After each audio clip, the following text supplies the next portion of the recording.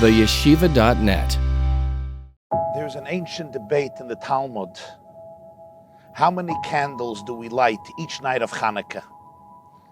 It's a debate between the school of Shammai and the school of Hillel.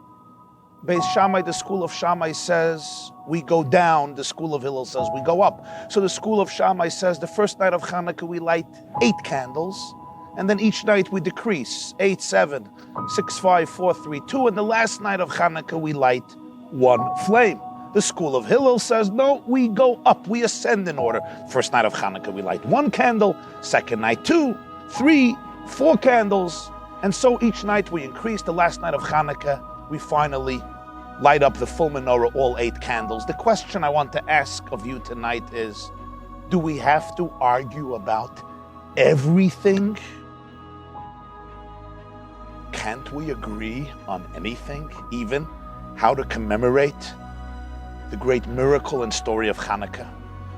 You know, in the last decades, we have seen generally 2 approaches developing in the world of psychology in terms of therapy work and inner healing. One approach focuses a lot on analyzing, dissecting, and confronting your toxic emotions, your trauma, your negative thoughts and feelings, helping you extricate them from your psyche by understanding how they came there, where they come from, how they developed, why do you respond this way? And even if you can't extricate them from your system completely, at least this will help you weaken or diminish their influence. But there's another approach, and the other approach says, let your insane emotions be. Don't always deal with them, analyze them, understand them, dissect them. Rather, focus on your values, focus on who you want to be. Make choices that cultivate what you really want of life. Don't dwell on the negative and on the dark. So we have, for example, cognitive therapy and behavioral therapy. We have what's called CBT therapy and ACT therapy. Generally 2 streams. This argument, though, is not a contemporary one only of the last decades. It goes back 2,000 years to the school of Shammai and the school of Hillel.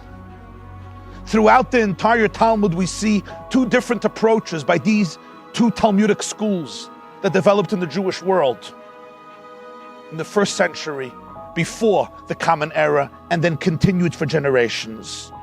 And this is at the core of the debate about Hanukkah. When your own inner sanctuary has been contaminated, tarnished, as in the days of old, and you want to rekindle a menorah in your life, how do you do it? Both schools of Judaism believe you can only battle your darkness with light. A person, in order to be able to heal and grow, must always appreciate their potential for becoming a luminary to themselves and others. You have to be able to see yourself in a positive light. You can't look at yourself as a dark, useless, valueless shmata. You have to be able to see your potential for greatness and positivity. But within this itself, there are 2 paths. The school of Shammai says you have to get rid of the filth before you can bring in the jewels. So on the first night, we got to mount a ferocious attack. You got to go all out, 8 candles to burn out the toxicity, the poison. Tomorrow, some of the toxic elements are out, so we can decrease the dosage of light. And so each night we can decrease the attack on the filth, on the toxicity, until the last night. 1 candle will do the miracle. The school of Hillel maintained that this path may take too long, and sometimes it's not necessary. Instead, let the darkness be for the moment. Let's focus on something positive, on something of value. Let's do some good. Let's make choices that represent our desired destiny. Focus on who you want to be, on who you could be. Focus on bringing in positivity into your life. Yes, you may still have a lot of trauma. You may still have lots of complicated emotions and thoughts that are driving you crazy. But just kindle one light. You may not be able to kindle 8 or 7 or 6 or 5 or 4 or 3 or 2, but one light you can kindle. And yes, around that flame, there will be so many distractions and so many thoughts that are trying to delegitimize it. But one candle you can light on the first night. And you know what will happen? It will dispel some of your darkness, so that on night 2, you can double your light, and then triple your light. And on the 8th night, your entire menorah will be aglow with 8 candles. We have a principle, Elu ve'elu divrei Elokim chayim. These and these are both the words of the living God. The two approaches are not mutually exclusive. Sometimes this path is necessary, sometimes another path is necessary. But generally speaking, nowadays we say that the law follows the school of Hillel. In every situation of life, focus on your positivity.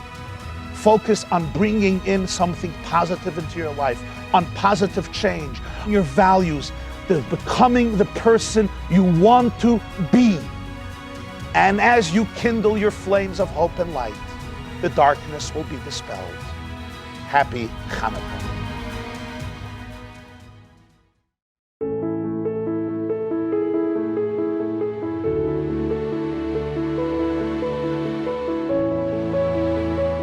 This class is brought to you by theyeshiva.net.